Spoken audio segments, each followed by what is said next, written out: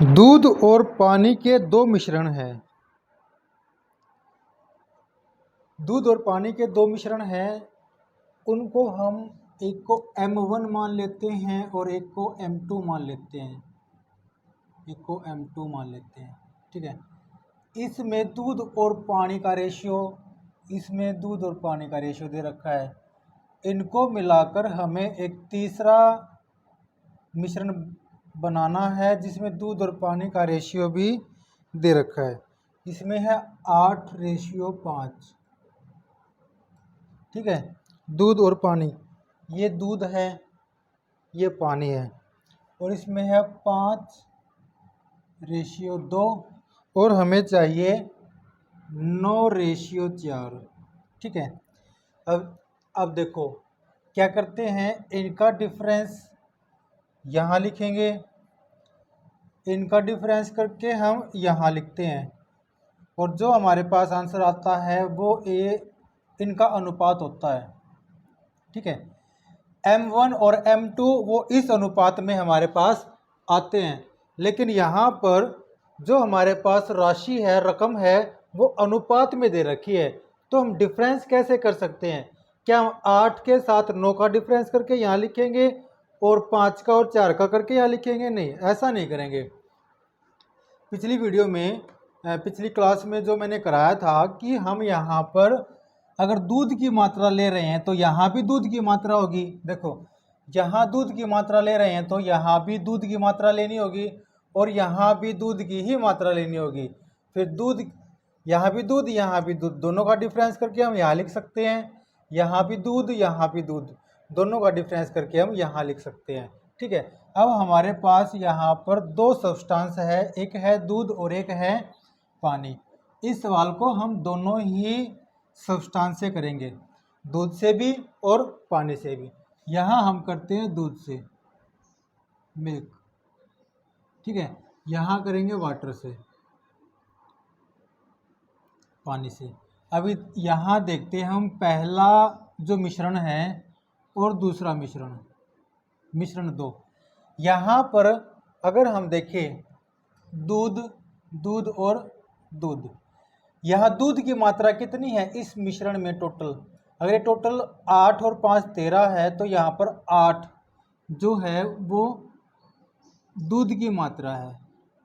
ठीक है, ये हमने दूध की मात्रा ले ली।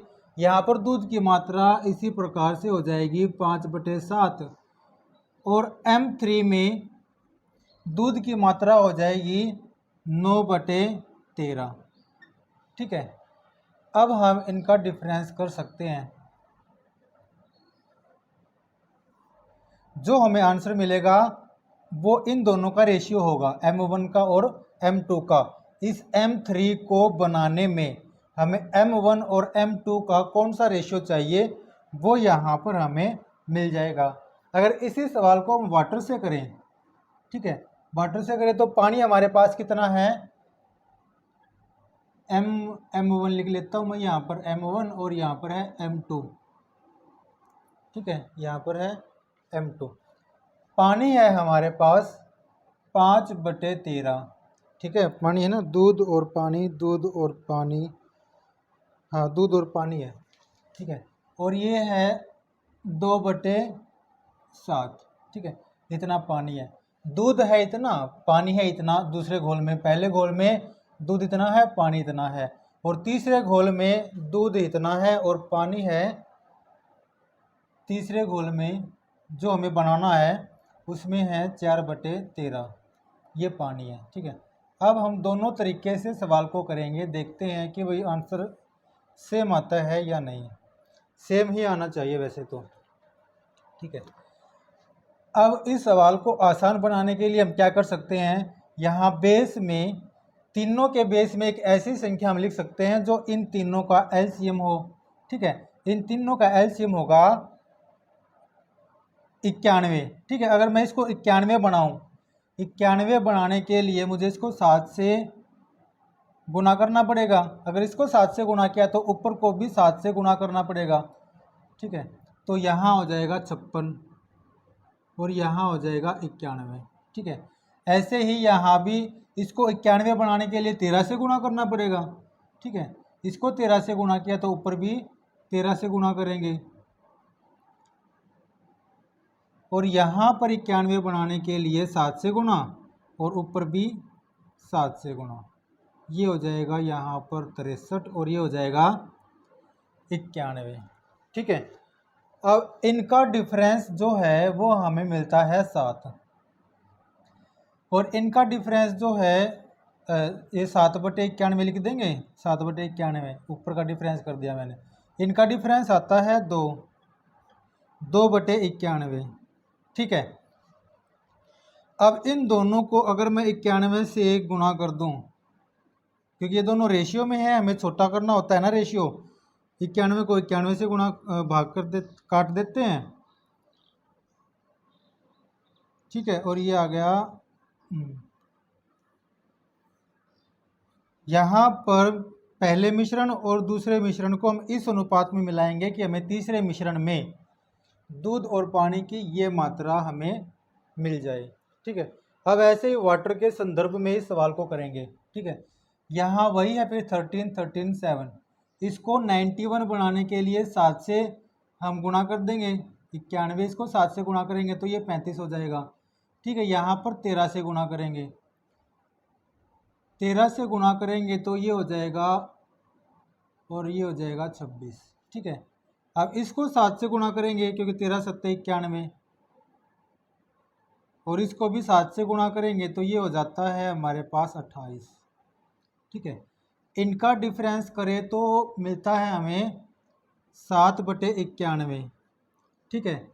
इनका डिफरेंस करें तो मिलता है हमें 2/91।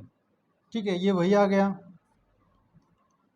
और ये आ जाएगा हमारे पास 2:7, मतलब कि M1 और M2 को हम इस रेशियो में मिलाएंगे कि हमें M3 में दूध और पानी का ये रेशियो मिल जाए। नेक्स्ट,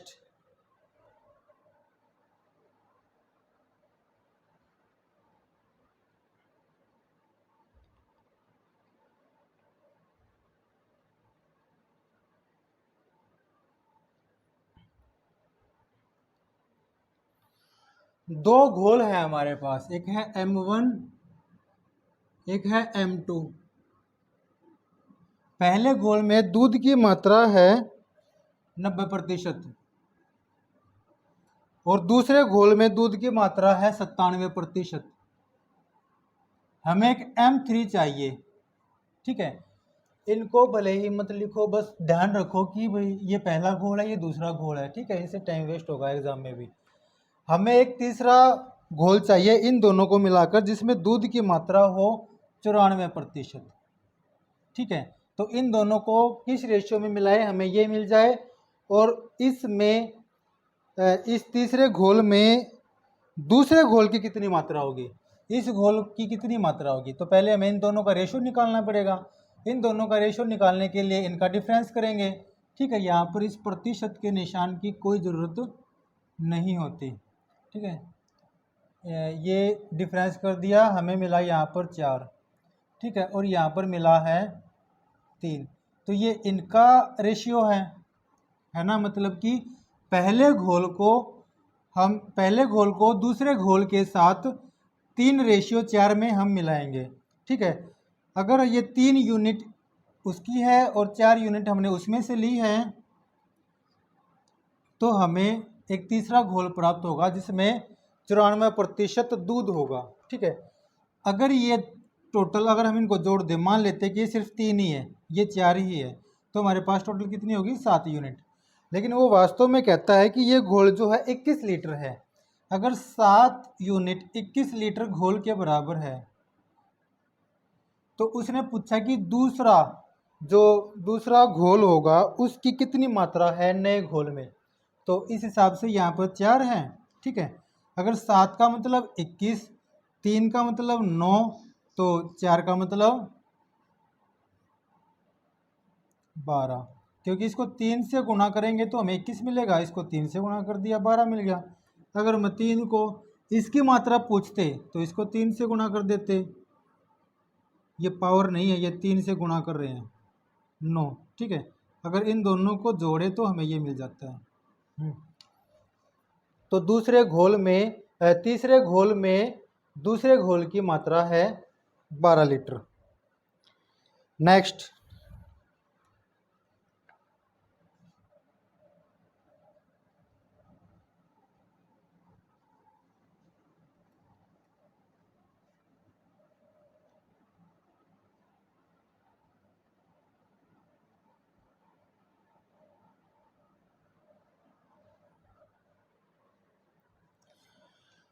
ए ने बी और सी को 5% और 8% की दर से 1 वर्ष के लिए कुछ पैसे उधार दिए और अंत में 6% प्रति वर्ष की दर से ब्याज अर्जित करता है, तो ए ने दोनों को किस अनुपात में पैसे उधार दिए थे? देखो, ए ने पैसे दिए हैं बी को और सी को 5% की दर से और सी को दिए 8% की दर से। लास्ट में वो 6% की दर से उनसे ब्याज अर्जित कर लेता है। दोनों को मिलाकर के उसको जो ब्याज मिलता है ना, उसको 6% की दर से वो मिल रहा है। ठीक है, बस सीधा सा है, इनका डिफरेंस कर देंगे और इनका डिफरेंस कर देंगे। जो हमारे पास आंसर आएगा बी और सी उस रेशियो में होंगे, या बी और सी को उस रेशियो में उसने पैसे दिए होंगे। यहाँ डिफरेंस आ जाता है 1 और यहाँ डिफरेंस आ जाता है 2। तो ए ने बी और सी को इस रेशियो में पैसे उधार दिए हैं। नेक्स्ट,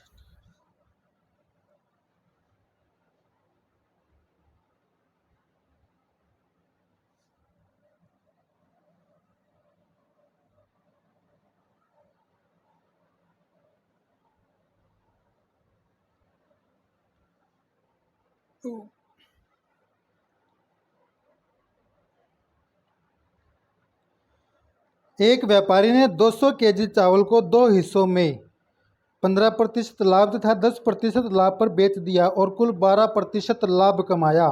उसने 10% लाभ पर कितने केजी चावल बेचे? जो भी सवाल कराया था और इससे पहले जो सवाल कराया ये उसके जैसा है।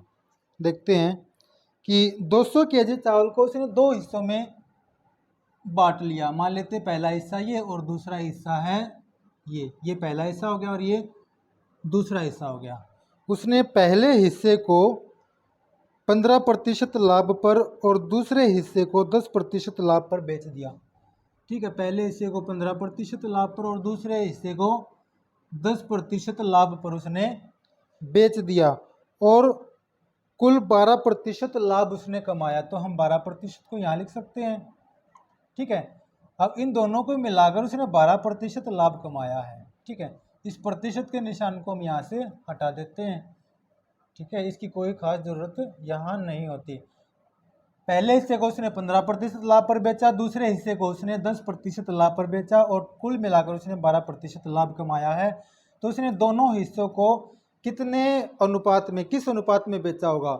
अगर हमें अनुपात मिल जाता है तो हम 200 के साथ उस अनुपात को कंपेयर करके हम ये बता सकते हैं कि 10% लाभ पर उसने कितना चावल बेचा था और 15% लाभ पर उसने कितना चावल बेचा था। ठीक है, तो इनका डिफरेंस करेंगे हमें मिलता है यहाँ पर 3, इनका डिफरेंस करेंगे तो हमें मिलता है 2।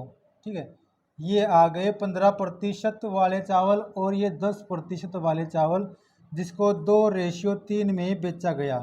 ठीक है, अब ये इन दोनों चावलों को इस रेशियो में बेचा गया है और टोटल जो हमारे पास हैं वो 200 केजी चावल है। ठीक है, तो हम यहाँ से 10% वाले जो चावल है वो निकाल सकते हैं, क्योंकि टोटल कितना है 5 और 10% वाले कितने हैं 3। ऐसे करके निकाल सकते हैं। या फिर दूसरा तरीका ये है, टोटल ये 5 है ना, अगर ये 5 यूनिट, क्योंकि यहाँ पर टोटल 5 है और वैसे टोटल है हमारे पास 200 केजी, अगर 5 यूनिट 200 के बराबर है तो 3 यूनिट कितने के बराबर होगा? हम ऐसे करके जाएंगे। ठीक है, अगर मैं इसको 40 से गुना कर दूँ तो मुझे ये मिल जाता है इसको 40 से गुना करें तो मुझे मिल जाएगा 120। ठीक है, तो 10% लाभ पर उसने जो चावल बेचे थे वो थे 120 केजी।